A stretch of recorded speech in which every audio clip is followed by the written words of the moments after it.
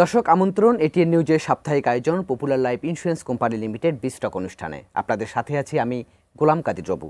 মূলত অর্থনীতি এবং ব্যবসা বাণিজ্যের নানা বিষয় নিয়ে আমরা এই অনুষ্ঠানে আলোচনা করে থাকি।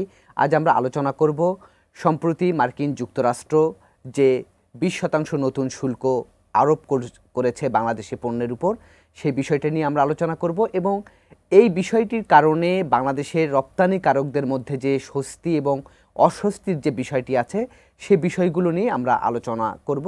আজ আমরা অতিথি হিসেবে পেয়েছি ঢাকা বিশ্ববিদ্যালয়ের অর্থনীতি বিভাগের অধ্যাপক ডক্টর শাহাদত হোসেন সিদ্দিকী। আপনাকে স্বাগত জানাচ্ছি আমাদের এই আলোচনায়। ধন্যবাদ। জি, তো আমরা এই রিপোর্ট আপনার সঙ্গে আলোচনা করার আগে আপনি নিশ্চয়ই জানেন যে গতকাল মার্কিন যুক্তরাষ্ট্র বাংলাদেশের রপ্তানি পণ্যের উপর 20% নতুন শুল্ক আরোপ করেছে, পাল্টা শুল্ক যেটি। তো এই ব্যাপারে আমরা আলোচনার আগে একটি রিপোর্টটি দেখে আসতে চাই।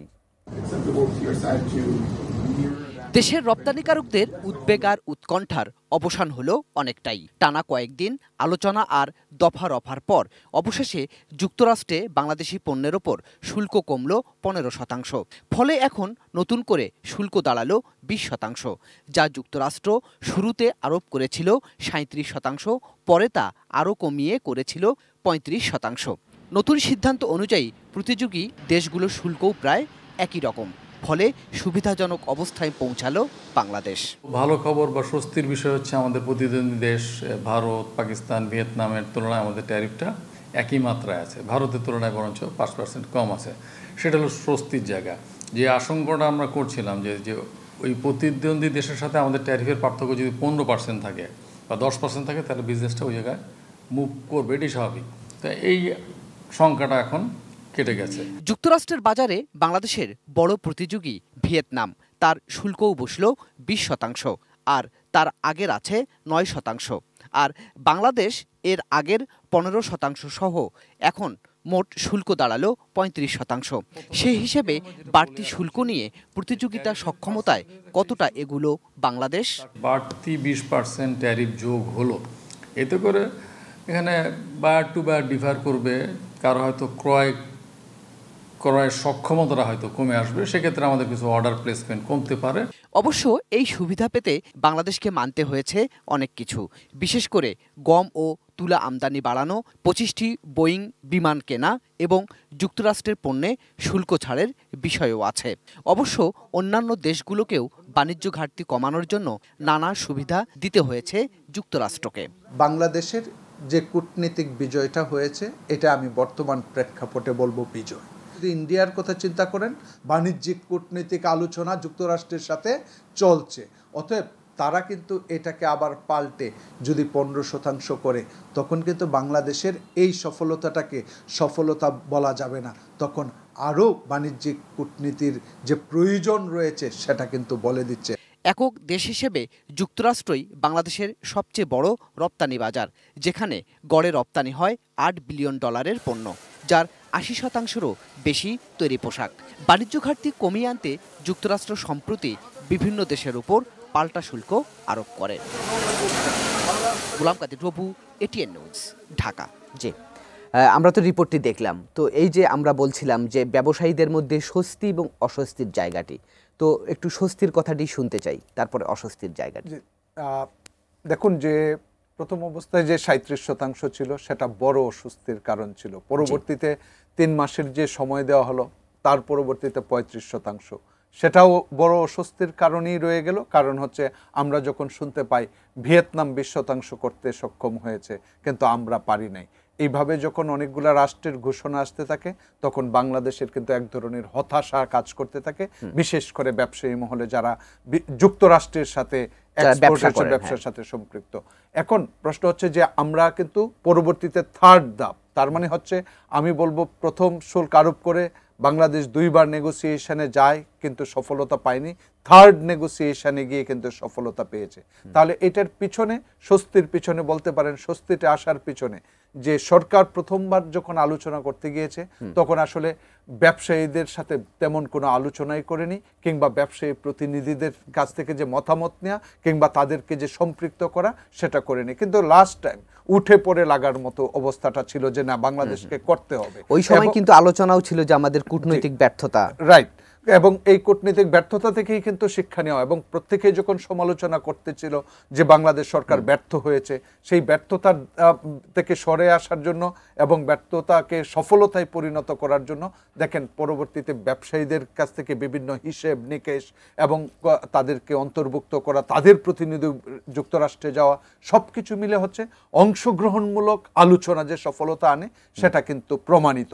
অতএব সরকার যদি সত্যিকার অর্থে যারা প্রকৃত অংশীজন তাদেরকে যদি অংশীজন হিসাবে বিবেচনা করে, তাদেরকে অংশগ্রহণের সুযোগ দেয়, তাহলে সেটা সফলতা আনে। এখন স্বস্তির জায়গা দ্বিতীয়ত হচ্ছে যে আমাদের স্বস্তি কেন 20%, অতএব ভিয়েতনামেও 20%। ভিয়েতনামের 9% বেইজ, আমাদের 15%। এটা আগে ছিল এবং এখনো আছে। অর্থাৎ যে পার্থক্যটা এক্সিস্টিং মানে পূর্বে অবস্থান করছিল 7ই আগস্ট থেকেও সেটা একই রকম থাকবে।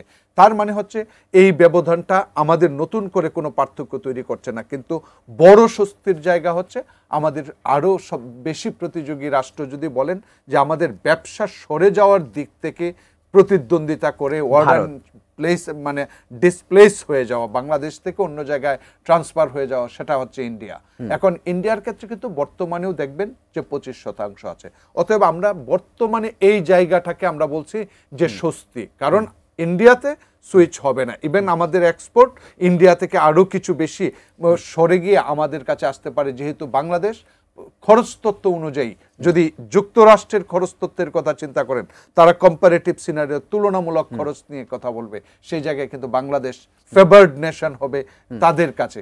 অতএব এই সেন্স থেকে আরেকটা জায়গা হচ্ছে যে আমরা কিন্তু যদি স্বস্তি বলেন সেই 20%, কিন্তু স্বস্তির ভিতরেও একটু অস্বস্তি রয়েছে। কারণ আপনি যদি যুক্তরাষ্ট্রের এই 78টা দেশকে ক্লাসিফিকেশন করেন যে কাদের উপর যুক্তরাষ্ট্র কোন ধরনের শুল্ক আরোপ করে, ওরা সাধারণত 3টা ক্যাটাগরি করে, তারপরে শুল্কের ভিত্তিতে আবার কয়েকটা ক্যাটাগরি আছে, তার মধ্যে হচ্ছে 4র্থতম ক্যাটাগরিতে আসে 20%। দেখবেন 10, 15, 18, 19, তারপরে 20, এরপরের যে রাষ্ট্র 7টা বাকি রয়েছে তাদের সাথে নেগোসিয়েশন চলছে। কিন্তু বাংলাদেশ বললাম স্বস্তি ভারতের সাথে, কিন্তু ভারত বলছে কূটনীতিক বাণিজ্যিক তৎপরতা যুক্তরাষ্ট্রের সাথে অব্যাহত।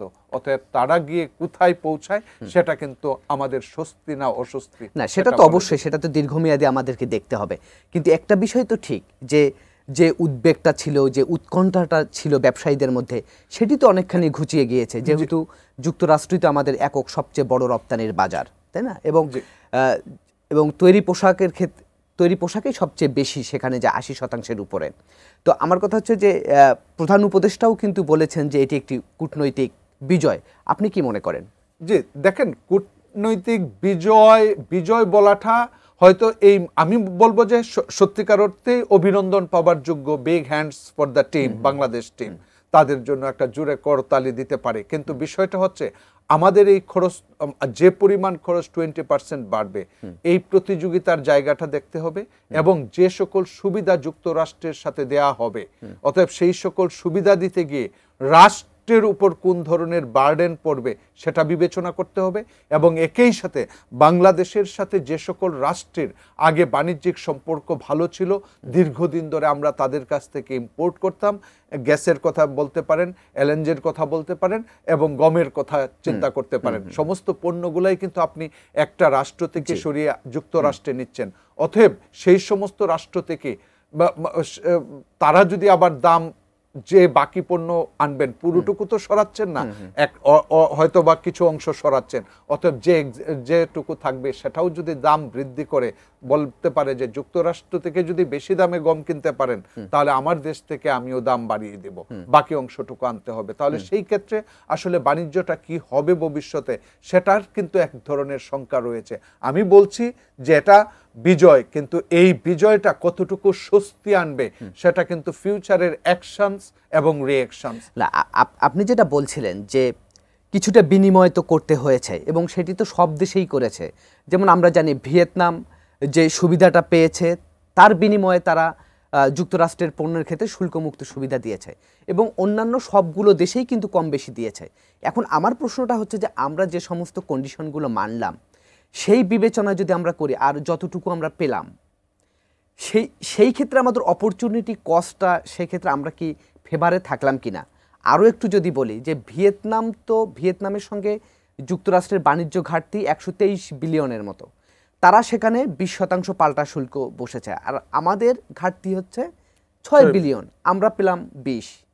তাহলে আমরা এখানে কম পেলাম কিনা বা আমাদের আরো বেশি পাওয়ার সুযোগ ছিল কিনা? দেখেন, আমরা যখন সুযোগ দেয়া নেওয়ার বিষয়টা চিন্তা করি, তখন প্রথমত যে বিষয়টা চিন্তা করতে হয়, আপনি আসলে ট্রানজ্যাকশন ইউএস এর সাথে কতটুকু পরিমাণ করেন।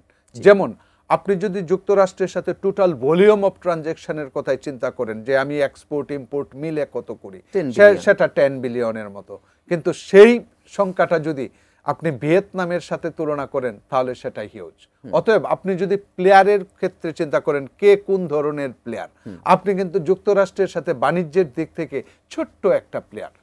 আপনি যদি ধনী গরিবের দিক থেকে এই সংখ্যাটার উপর ভিত্তি করে ধনী গরিবের কথা চিন্তা করেন, তাহলে চিন্তা করবেন ব্যবসা বাণিজ্যের দিক থেকে যুক্তরাষ্ট্রের সাথে যে ব্যবসা বাণিজ্য, সেই বাণিজ্যটা গরিব বাণিজ্য, মানে হচ্ছে 6 বিলিয়ন ভার্সাস 150 বিলিয়ন। অতএব গরিব বাণিজ্য এবং ধনী বাণিজ্য, অর্থাৎ আপনি যে প্রশ্নটা করেছেন ট্রেড ডাইভারশন, তারাও তো কিছু সুযোগ দিবে। অতএব ধনী সুযোগ দেয়া, গরিব সুযোগ দেয়া, সেই কথাটা এক না। যেমন আপনি বলবেন যে বাংলাদেশের যদি ট্যাক্স জিডিপি রেশিওর কথা বলেন, তাহলে বাংলাদেশ পৃথিবীর মধ্যে কম। তাহলে একটা আর্থিকভাবে অতি দুর্বল সরকার যদি কোনো ধরনের ইনসেন্টিভ প্রোভাইড করে, তাহলে সেটা রাষ্ট্রের জনগণের উপর বার্ডেন হয়ে যায়। কিন্তু যে সরকার আপনার মতোই পার ক্যাপিটা ইনকাম, কিন্তু সেই সরকারের ট্যাক্স জিডিপি রেশিও বেশি, তখন কিন্তু সে ইনসেন্টিভাইজ করতে পারে। আমি কেন বললাম ইনসেন্টিভস? কারণ হচ্ছে যে ইম্পোর্টার ইম্পোর্ট করবে গম, তার কিন্তু প্রতি কেজিতে 15-20 টাকা বেশি পড়বে। অতএব সেই প্রাইসটা হু উইল পে, এই যে বার্ডেনটা, এই বার্ডেনটা আসলে কে নিবে? তার মানে হচ্ছে কাস্টমার, তার মানে তো অনেক দাম বেড়ে যাবে। অতএব সেই গম, এখন এই গমটা যদি আপনি দুস্থদের মধ্যে আবার বন্টন করেন, ওএমএস যেটা ওপেন মার্কেট সেলস, এইভাবে, তাহলে সেই ক্ষেত্রে আপনি এই অতিরিক্ত টাকা কত খরচ পড়বে সেটার একটা হিসাব। এবং গরিব রাষ্ট্রের জন্য রাষ্ট্র যদি এই জায়গাটা বিয়ার করে, আমি সেটাই বললাম, তখন রাষ্ট্রের বার্ডেন হয়। কিন্তু রাষ্ট্র তখনই পারত, সরকার তখনই আরো ভালো পারত, যখন তার আয় দিয়ে সে এই ব্যয়টা মিটাতে পারত। আর না স্যার, আমি একটি বিষয় জানতে চাই, সেটি হচ্ছে যে মার্কিন যুক্তরাষ্ট্র তো এই পদক্ষেপটা নিয়েছেই বাণিজ্য ঘাটতি কমানোর জন্য। তাহলে আমরা যদি এসব না করে, আমাদের পক্ষে আর কোন পথগুলো খোলা ছিল যে যাতে করে বাণিজ্য ঘাটতি কমে যেত যুক্তরাষ্ট্রের? শুনেন, বাণিজ্য, আমরা তো আন্তর্জাতিক বাণিজ্য তত্ত্ব পড়ি হচ্ছে সুবিধাজনক, যে আমি যেখানে সুবিধা পাবো তার সাথে আমি বিজনেস করব। এখন যুক্তরাষ্ট্র যেটা করছে, প্রথমত হচ্ছে যুক্তরাষ্ট্র পৃথিবীর যে ট্র্যাডিশন সেটাকে ভেঙে ফেলছে। অর্থাৎ ট্র্যাডিশন মানে হচ্ছে মুক্তবাজার অর্থনীতিতে পায়োনিয়ার বলা হয় যুক্তরাষ্ট্রকে। যে যুক্তরাষ্ট্র কি করলো, এটাকে ভেঙে ফেললো। তার মানে হচ্ছে আবার ডাব্লিউটিওর কথা হচ্ছে যে ধীরে ধীরে আমরা এই সমস্ত ব্যারিয়ারগুলো উঠে মুক্ত বাণিজ্যের দিকে যাব, কিন্তু সেটা মুক্ত বাণিজ্যের বিপরীত একটা অ্যাকশনস নিয়েছে। এখন পৃথিবীর উচিত যে বিভিন্ন দেশের মধ্যে যদি সমঝোতা থাকতো, তার মানে শক্তিশালী রাষ্ট্র আসলে যা করে সেটা তো স্বৈরতান্ত্রিক ভাবেই করা হচ্ছে, যেহেতু আপনি ট্রেডিশন থেকে বের হয়েছেন। কিন্তু ব্যর্থতা হচ্ছে পৃথিবীর অন্যান্য রাষ্ট্রগুলা একযুগে যুক্তরাষ্ট্রকে এটা প্রত্যাখ্যান করতে না পারার মাধ্যমে আসলে আমরা ব্যারিয়ারের মধ্যেই থাকছি। এখন আমি জি স্যার, আপনি এর আগের আলোচনায় যেটি অস্বস্তির কথা একটু শুরুতে বলছিলেন, আমরা অস্বস্তির আলোচনায় আর একটু যাব। সেটি হচ্ছে যে আপনি যেটি বলছিলেন যে আমাদের তো স্বস্তি সাময়িকভাবে রপ্তানিকারকরা পেল, যেহেতু তাদের এটা একটা বড় বার্ডেন ছিল, সেই জায়গা থেকে কম্পিটিটর কান্ট্রিগুলোর সমান শুল্কতে তারা এখন গেল। যেটি স্যার অস্বস্তি, সেটি হচ্ছে যে আমরা তো বর্তমানে দিতাম 15 কিংবা 16%, এখন সেখানে নতুন 20% যুক্ত হলো, তার মানে কি সব মিলে 35%। এখন এই 35% নতুন করে দেওয়ার ফলে ব্যবসায়ীদের মধ্যে কিংবা রপ্তানিকারকদের মধ্যে কতখানি অস্বস্তি তৈরি হচ্ছে এই বিষয়টা, সেটি একটু জানবো। তবে তার আগে নিচ্ছি ছোট্ট একটি বিরতির পরে এসে আপনার প্রশ্নের উত্তরটি একটু নিতে চাই। দর্শক, আপনারা দেখছেন popular life insurance company limited বিস্টক। এবার নিচ্ছি ছোট্ট একটি বিরতি, আমাদের সঙ্গেই থাকুন।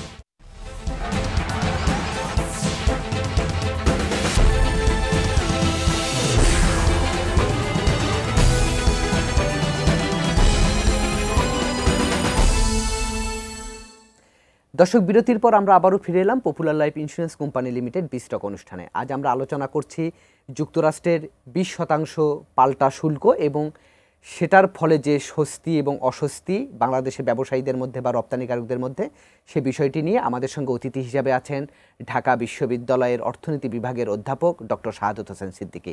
যে আপনাকে বিরতির পর আরেকবার স্বাগত জানাচ্ছি। জি, বিরতির আগে আমি একটি প্রশ্ন করেছিলাম যে অস্বস্তির বিষয়টি আগে ছিল আমাদের গড়ে 15% মতো শুল্ক, এখন সেখানে নতুন আরও 20% যুক্ত হলো।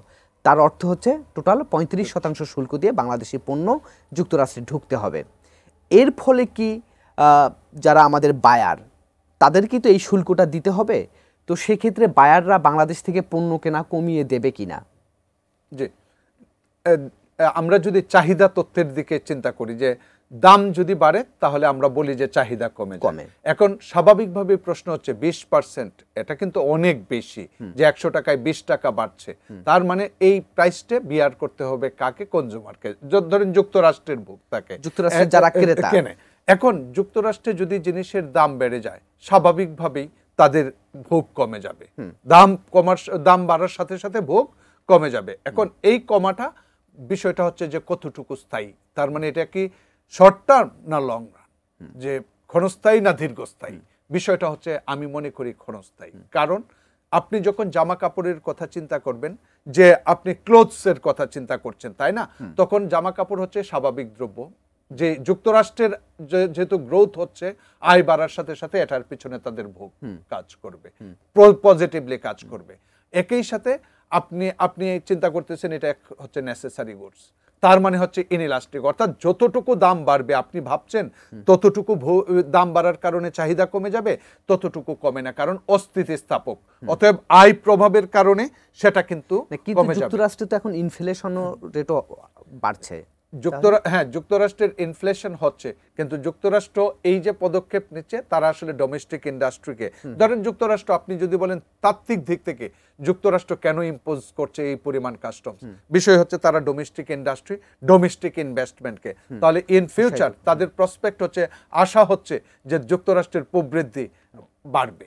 অতএব সেই কারণে যদি তাদের কথা থাকে, কিন্তু আপনি যদি সঠিক তাত্ত্বিক দিক থেকে বিবেচনা করেন, এটা পৃথিবীর বুকে এক ধরনের ট্যাক্সিং সকল দেশের উপর। অতএব ট্যাক্স সব সময় হচ্ছে নেগেটিভ ইফেক্ট করে গ্রোথের। অতএব এই জন্যই দেখবেন ওয়ার্ল্ড ব্যাংক, IMF যারা পৃথিবীর গ্লোবাল জিডিপি ফোরকাস্ট করছে সেটাকে কমিয়ে ধরছে। স্যার, তার মানে স্যার আপনি কি বলতে চাচ্ছেন যে খুব বেশি প্রভাব পড়বে না?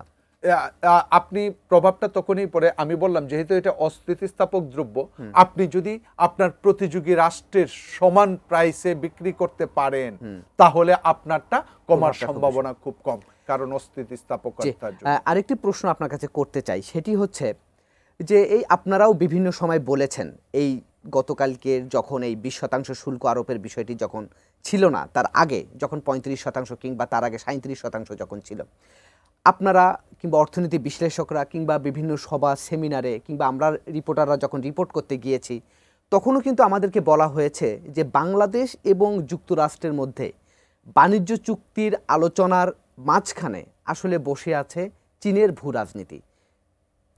যে তাদের সাথে আমাদের নেগোসিয়েশন কতটা হবে এটা অনেকখানি নির্ভর করছে চীনের সঙ্গে বাংলাদেশের সম্পর্ক, বাণিজ্যিক সম্পর্ক কিংবা কূটনৈতিক সম্পর্ক কীরকম হবে সেটার উপর। এরকম একটি ধারণা কিন্তু অর্থনীতি বিশ্লেষকরা, অর্থনীতিবিদরা আপনারা কিন্তু দেওয়ার চেষ্টা করেছেন আমাদেরকে।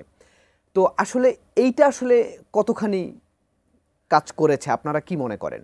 জি, দেখুন, যুক্তরাষ্ট্র যে 78টা দেশের উপর এই যে শুল্ক আরোপ করেছে, এখন অতিরিক্ত শুল্ক আরোপ, পাল্টা শুল্ক আরোপ করেছে, সেটা যদি বিশ্লেষণ করেন তাহলে কিন্তু এই চিত্রটা স্পষ্ট যে আপনি শুধুমাত্র বলেছেন যে সকল রাষ্ট্রের চীনের সাথে এক ধরনের সম্পর্ক, ঠিক একইভাবে সেই সম্পর্কটা পাবেন যে রাশিয়ার সাথে কার সম্পর্ক।